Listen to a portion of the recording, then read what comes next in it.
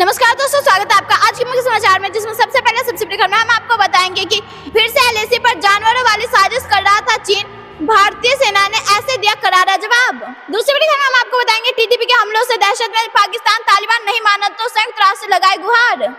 तीसरी बड़ी खबर में हम आपको बताएंगे कि यूपी को एक और वंदे भारत की सौगात, प्रधानमंत्री मोदी 31 को वर्चुअल हरी झंडी दिखाकर करेंगे रवाना। चौथी बड़ी खबर में हम आपको बताएंगे गया में औद्योगिक पार्क बनने से उद्योग के नक्शे पर चमकेगा बिहार, मोदी सरकार का बड़ा तोहफा। पांचवी बड़ी खबर में हम आपको बताएंगे प्रांतीय मेला महाआरती का प्रस्ताव भी पास, योगी सरकार ने किया बड़ा ऐलान। जी हाँ दोस्तों, इस प्रकार की कई खबरों को बताएंगे विस्तार से, लेकिन उससे पहले अगर आपको भी प्रधानमंत्री मोदी पर भरोसा, आप यह समझते हैं प्रधानमंत्री मोदी कहते हैं देशवासियों के हित में ले जा रहे कई फैसले, तो वीडियो लाइक और कमेंट में लिखिए जय हिंद जय भारत। रुकते पहली बड़ी खबर की तरफ। फिर से एलएसी पर जानवरों वाली साजिश कर रहा था चीन, भारतीय सेना ने दिया जोरदार जवाब। जी हाँ दोस्तों, हम आपको बता दें कि भारत और चीन के बीच सीमा वास्तविक है, यानी कि ना कोई दीवार है, ना कोई कटीले तार, दूर दूर तक सिर्फ बंजर मैदान है। हल्की फुल्की घास के यह मैदान सीमा के पास रहने वाले भारतीय गांव वालों के पशुओं के लिए लाइफलाइन की तरह काम करते हैं। इसी घास को लेकर भारतीय चारवाहा और चीनी सैनिकों के बीच आए दिन झड़प होती रहती है, क्योंकि अक्सर जानवर खाते खाते सीमा पर चले जाते हैं। ऐसे ही कुछ बीते दिनों पहले हुआ, जब पूर्वी लद्दाख के डेमचोक इलाके में 40 चीनी याक चारा खाते खाते भारतीय सीमा के भीतर आ गए। इस बात की जानकारी 19 अगस्त को वीडियो पोस्ट करके चूसर के काउंसलर कॉन्सेक तेंजिंग ने सोशल मीडिया पर शेयर किया और कहा कि हमारे जानवर वहां जाते हैं तो वह लोग उन्हें वापस नहीं करते, लेकिन हम बड़ा दिल दिखाते चीनी जानवरों को वापस कर रहे। सूत्रों के मुताबिक दोनों देशों के बीच एक प्रोटोकॉल तय किया गया, जिसके तहत भारतीय सीमा में यदि कोई जानवर आता है तो चीनी सेना को उसकी खबर की जाती है और उसके बाद लौटाया जाता है। भारतीय इलाके में चीनी याक के आने के बाद उसकी जानकारी उसी वक्त दी गई जब भारतीय सेना ने हिदायत दी थी कि ऐसा ना हो। लद्दाख के ठंडे मूल स्थलों और तिब्बत के पठार में सदियों से जनजातीय लोग रहते हैं, जो अपने जानवरों को यहाँ चराने के लिए लेकर जाते हैं, लेकिन बीते कुछ दशकों से चीन उन इलाकों में चरवाहों के भेष में अपने जासूस सैनिक भेजता रहा और भारत में अपनी गतिविधियों को अंजाम देता रहा है। भारत में लद्दाख एक ऐसी जगह है जहाँ पर ठंडा रेगिस्तान होता है। यहाँ पर किसी भी प्रकार का कोई भी पेड़ पौधे नहीं होते। अप्रैल से इन जगहों पर हल्की फुल्की घास आनी शुरू हो जाती है। यहाँ पर चीन और भारत के चरवाहे अपने अपने पशुओं को लेकर आते हैं। जैसे घास खत्म हो जाती है, चरवाहे आगे बढ़ने लगते हैं। हर साल सितंबर और अक्टूबर के महीने में चरवाहे दोनों देशों के बीच इलाकों तक पहुँच जाते हैं। अगली खबर की तरफ। टीटीपी के हमलों से दहशत में पाकिस्तान, तालिबान नहीं माना तो संयुक्त राष्ट्र से लगाए गुहार। जी हाँ दोस्तों, हम आपको बता दें कि चरमपंथी संगठन तहरीक-ए-तालिबान पाकिस्तान यानी कि टीटीपी के हमलों से दहशत में आए पाकिस्तान ने संयुक्त राष्ट्र के सामने गुहार लगाया। इस्लामाबाद में बुधवार को संयुक्त राष्ट्र को बताया कि पाकिस्तान के अंदर हमला करने के लिए टीटीपी अफगानिस्तान की धरती का इस्तेमाल कर रहा है। पाकिस्तान के केंद्रीय गृह मंत्री मोहसिन नकवी ने अफगानिस्तान के लिए संयुक्त राष्ट्र के विशेष प्रतिनिधि इंद्रिका रटवाते ने इसके साथ बैठक के दौरान यह मुद्दा उठाया। उन्होंने संयुक्त राष्ट्र से सीमा पर से हो रहे आतंकवादी हमलों को रोकने में भूमिका निभाने का आग्रह किया। पड़ोसी अफगानिस्तान में तालिबान की सत्ता में लौटने के बाद पाकिस्तान में आतंकवादी हमलों में वृद्धि देखी गई है।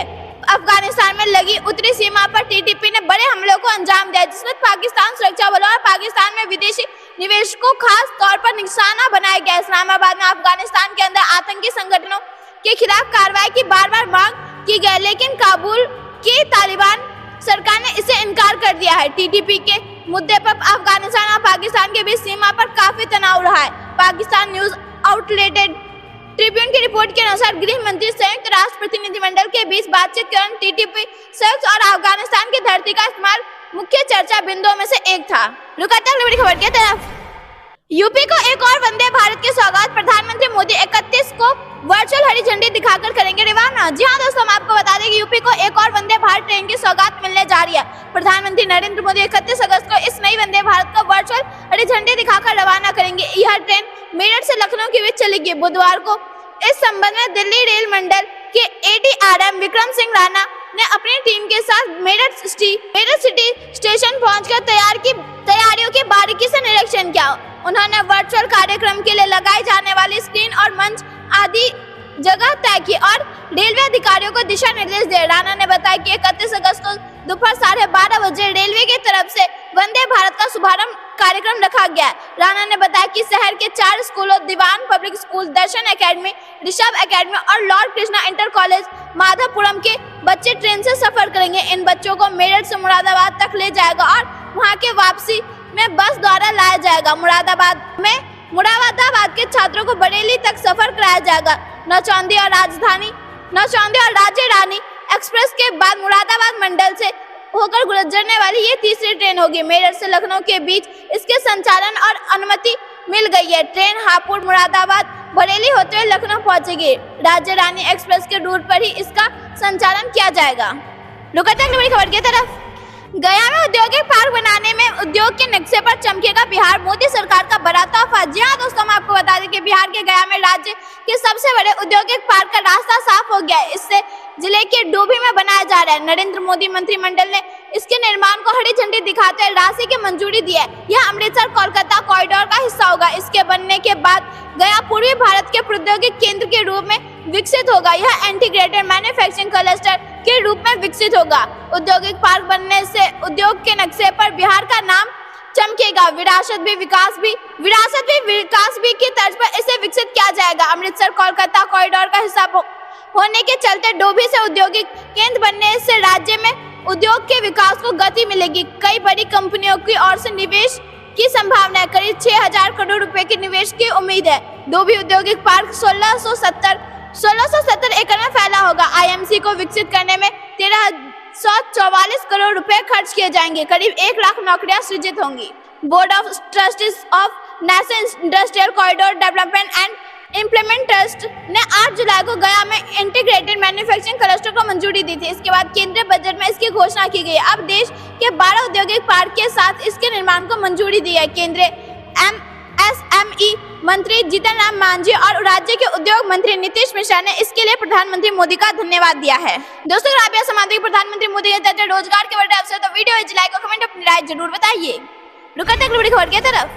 प्रांतीय मेला महाआरती का प्रस्ताव भी पास। योगी सरकार ने किया बड़ा ऐलान, कई तैयारियों पर होगा फोकस। जी हाँ दोस्तों, हम आपको बता दें कि योगी सरकार ने काशी में होने वाली देव दीपावली को प्रांतीय मेला घोषित कर दिया। इसकी घोषणा कमिश्नर कौशल राज शर्मा की अध्यक्ष में हुई गंगा महोत्सव और देव दीपावली की बैठक में हुई। इस बार देव दीपावली में काशी के लोगों को सहभागिता बढ़ाने में फोकस किया जाएगा। तैयारियों के लिए स्थानीय लोगों के साथ बैठक कर रणनीति बनाई जाएगी। कमिश्नर ने कहा कि 12 से 14 नवंबर तक होने वाला गंगा महोत्सव आरपी घाट पर होगा। इसमें वाराणसी के स्थानीय कलाकार, काशी सांसद, सांस्कृतिक महोत्सव के प्रतिभागियों के साथ बिहारी प्रतिभागियों को भी मंच दिया जाएगा। कमिश्नर ने कहा कि इस बार देव दीपावली का उद्देश्य जन सहभागिता बढ़ाना है। इसके लिए civil defence, red cross, Ganga सफाई समितियां और विभिन्न थानों की शांति समितियों के लोगों के साथ 5,000 अन्य लोगों को जोड़ा जाएगा। बैठक में डीएम राजलिंगम, बीडीएस विशिकित Garg, CDO Himanshu Nagpal, ADM city Alok Verma, Shri Kashi Vishwanath मंदिर सीईओ विश्वभूषण मिश्रा मौजूद रहे। वहीं देव दीपावली महासमिति के अध्यक्ष वागीसी शास्त्री ने बैठक में महाआरती का प्रस्ताव रखा। इसे स्वीकार कर लिया गया है। होटल संगठनों, नाविक संगठनों, रिक्शा, ई रिक्शा संगठनों से कहा गया है कि वे बैठक करके अपने रेट पहले ही निर्धारित करें ताकि आने वाले पर्यटकों को पूरी जानकारी पहले से हो। नगर निगम के अफसरों घाटी पर बाढ़ के बाद जमी सिल्ट हटाने, सीढ़ियों की सफाई करते हुए अगले 1.5 महीने विशेष सफाई अभियान चलाने के निर्देशित किए गए हैं। रुकते हैं अगली खबर की तरफ। आज आएगी भाजपा की पहली लिस्ट। जेपी नड्डा के आवास पर बैठक जारी, अमित शाह भी मौजूद। जी हाँ दोस्तों, हम आपको बता दें कि विधानसभा चुनाव के लिए हरियाणा भाजपा की कोर कमेटी की बैठक अध्यक्ष जेपी नड्डा के आवास पर चल रही है। बैठक में गृह मंत्री अमित शाह भी मौजूद है। इसके केंद्रीय चुनाव समिति की बैठक हुई। इसकी बैठक में हरियाणा की टिकटों पर मंथन हो रहा है, जिसके बाद शुक्रवार को भाजपा उम्मीदवारों की पहली सूची जारी होने की संभावना है। दोस्तों, अगर आप ऐसा मानते हैं कि हरियाणा में होने वाले विधानसभा चुनाव में होगी भाजपा की जीत, तो वीडियो लाइक और कमेंट अपनी राय जरूर बताइए। रुकते अगली बड़ी खबर की तरफ। देश में जोधपुर, आगरा समेत 12 औद्योगिक स्मार्ट शहर बनाएंगे।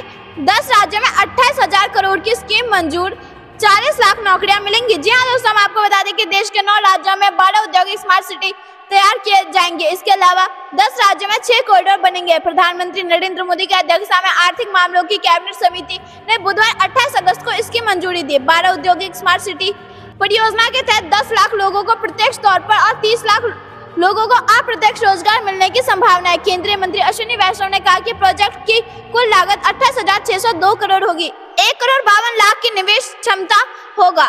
1,52,00,000 करोड़ का निवेश क्षमता होगा। ये उद्योग smart city national industry development corridor programme यानी कि NIDCP के तहत बनाए जा सकते हैं। 9 जून को तीसरी बार प्रधानमंत्री पद की शपथ लेने के बाद प्रधानमंत्री मोदी ने अगले ही दिन 10 जून को मंत्रिपरिषद की पहली बैठक की थी। इसमें गरीबों के लिए 3 करोड़ नए घर बनाने को मंजूरी दी थी। दोस्तों, अगर आप यह समझते हैं कि प्रधानमंत्री मोदी के नेतृत्व में हो रहा है देश का विकास तो वीडियो लाइक और कमेंट अपनी राय जरूर बताइए। बड़ी खबर की तरफ, किसानों को उत्पादों का मिलेगा उचित मूल्य, एग्रीकल्चर इंफ्रास्ट्रक्चर फंड की मंजूरी, बोले अमित शाह। जी हाँ दोस्तों, हम आपको बता दें कि प्रधानमंत्री नरेंद्र मोदी की अध्यक्षता में केंद्रीय मंत्रिमंडल ने बुधवार एग्रीकल्चर इंफ्रास्ट्रक्चर फंड के अंतर्गत वित्त पोषण सुविधा की केंद्रीय क्षेत्र योजना में प्रगतिशील विस्तार को मंजूरी दी थी ताकि इसे और अधिक आकर्षक, प्रभावी और समावेशी बनाया जा सके। इसके तहत 1 लाख करोड़ रुपए की एग्रीकल्चर इंफ्रास्ट्रक्चर फंड योजना का विस्तार किया जाएगा। देश में कृषि अवसंरचना को बढ़ाने और मजबूत करने तथा कृषि समुदाय को सहायता प्रदान करने के लिए एक महत्वपूर्ण कदम के रूप में कई उपायों की घोषणा की गई है। केंद्रीय गृह मंत्री अमित शाह ने कैबिनेट की मंजूरी की सराहना करते हुए सोशल साइट्स एक्स पर लिखा कि देश के कृषि इंफ्रास्ट्रक्चर के विस्तार एवं किसानों के सशक्तिकरण के लिए केंद्रीय कैबिनेट ने एग्रीकल्चर इंफ्रास्ट्रक्चर फंड के विस्तार को मंजूरी दी है। देश के किसानों के लिए नई संभावना और उनके उत्पादों के उचित मूल्य के लिए उठाया गया यह कदम किसान कल्याण मोदी सरकार की प्रतिबद्धता को दर्शाता है। दोस्तों, अगर आप ऐसा मानते हैं कि किसानों के हित में लिए जा रहे प्रधानमंत्री मोदी के नेतृत्व में कई अहम फैसले तो वीडियो लाइक और कमेंट अपनी राय जरूर बताइए। बड़ी खबर की तरफ, चंपारण शुक्रवार को भाजपा में होंगे शामिल, शिवराज और हेमंत शर्मा दिलाएंगे सदस्यता, प्रधानमंत्री मोदी भी जल्द करेंगे रैली। जी हाँ दोस्तों, हम आपको बता दें कि चंपारण शुक्रवार को 3 बजे रांची के धुरवा स्थित शहीद मैदान में आयोजित कार्यक्रम में भाजपा में शामिल होंगे। कार्यक्रम में खुद झारखंड भाजपा के चुनाव सह प्रभारी शिवराज सिंह चौहान और हेमंत बिस्वा शर्मा शामिल होंगे। हेमंत बिस्वा शर्मा चंपई सोरेन को भाजपा की सदस्यता दिलाएंगे। मिली जानकारी के मुताबिक चंपई सोरेन के भाजपा में शामिल होने के बाद सितंबर में खुद प्रधानमंत्री मोदी झारखंड में एक रैली कर सकते हैं जिसमें चंपई सोरेन भी मौजूद रहेंगे। हम आपको बता दें कि बुधवार को दिल्ली से लौटने के बाद चंपई सोरेन ने झारखंड मुक्ति मोर्चा की सदस्यता और राज्य कैबिनेट से इस्तीफा दे दिया है। अपने इस्तीफे के बाद चंपई सोरेन ने झामुमो सुप्रीमो शिबू सोरेन को एक भावुक पत्र भी लिखा। पत्र में उन्होंने लिखा कि वो झामुमो की वर्तमान कार्यशैली और नीतियों से विक्षुब्ध बुद्ध है, जिसके कारण वो पार्टी के सभी पदों से इस्तीफा दे रहे हैं।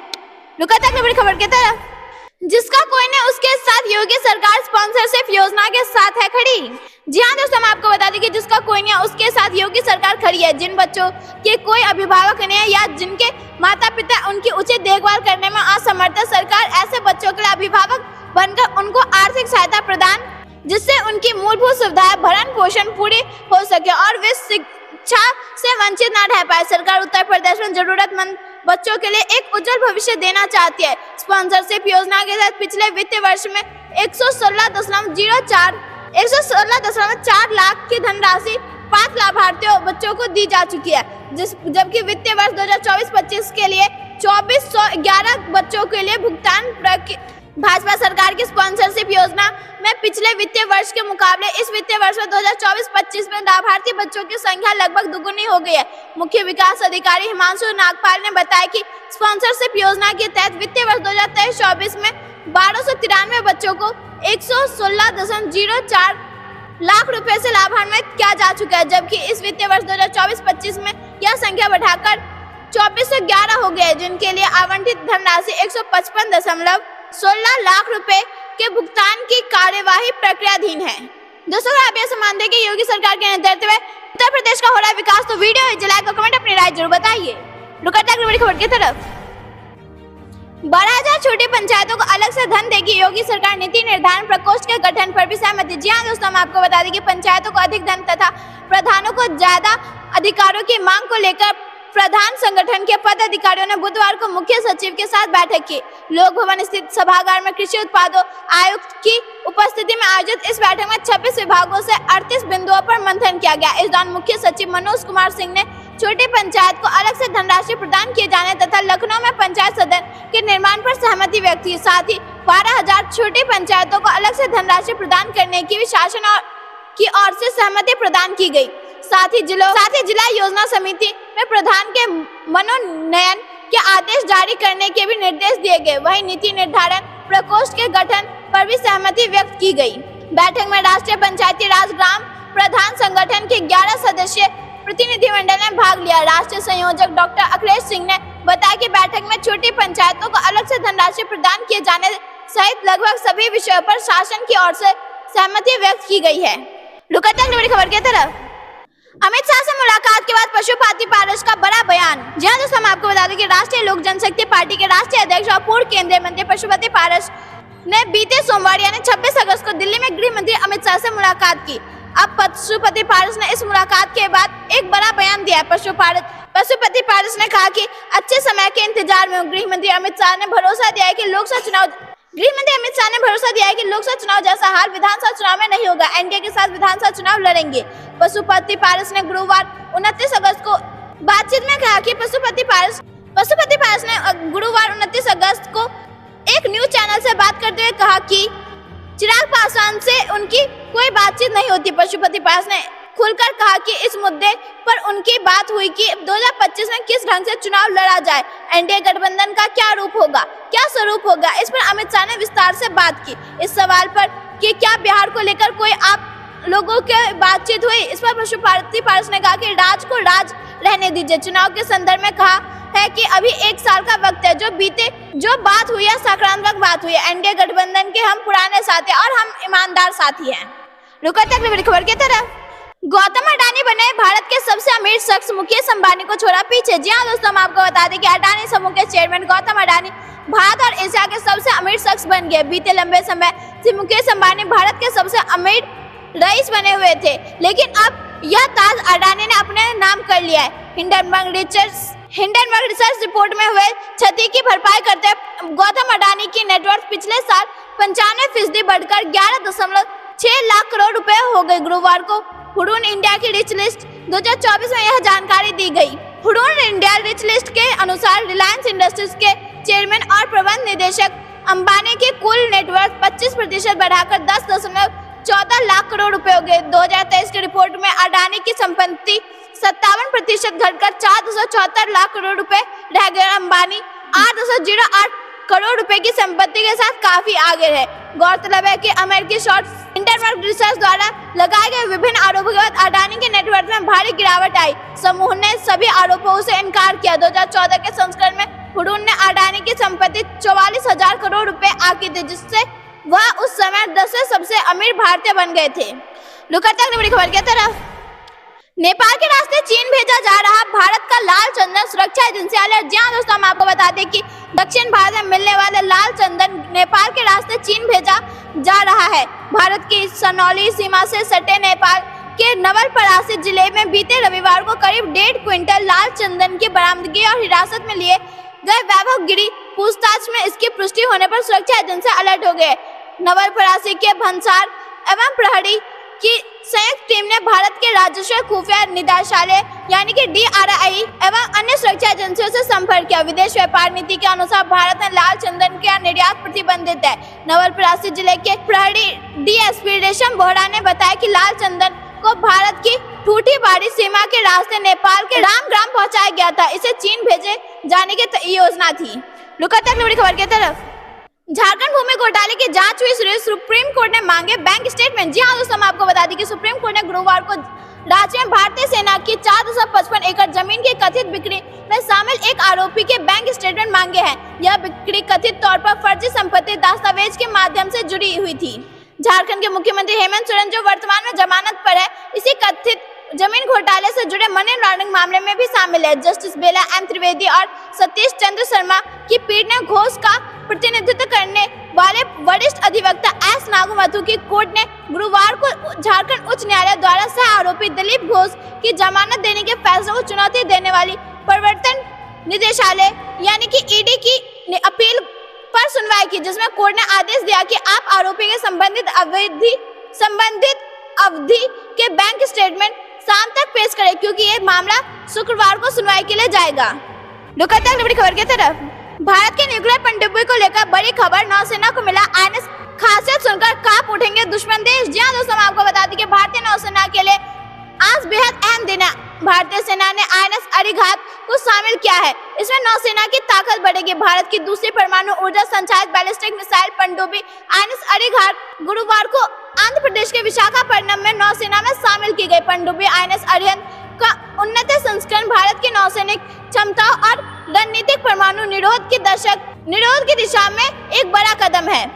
INS अरिहंत के K-15 बैलिस्टिक मिसाइलों से लैस होने की उम्मीद है, जिनकी मारक क्षमता 750 किलोमीटर है, जो भारतीय नौसेना के सशस्त्र गार्ड में महत्वपूर्ण ताकत जोड़ती है। विशाखापट्टनम में शिप बिल्डिंग सेंटर में 2017 में लॉन्च होने के बाद पनडुब्बी का निर्माण और प्रशिक्षण किया जा रहा है। दोस्तों, ये थी दिन भर की सारी जरूरी बड़ी खबरें। अंत तक बने रहने के लिए बहुत बहुत धन्यवाद। अगर आप भी प्रधानमंत्री मोदी का खुलकर समर्थन तो वीडियो लाइक और कमेंट लिखिए। जय हिंद, जय भारत।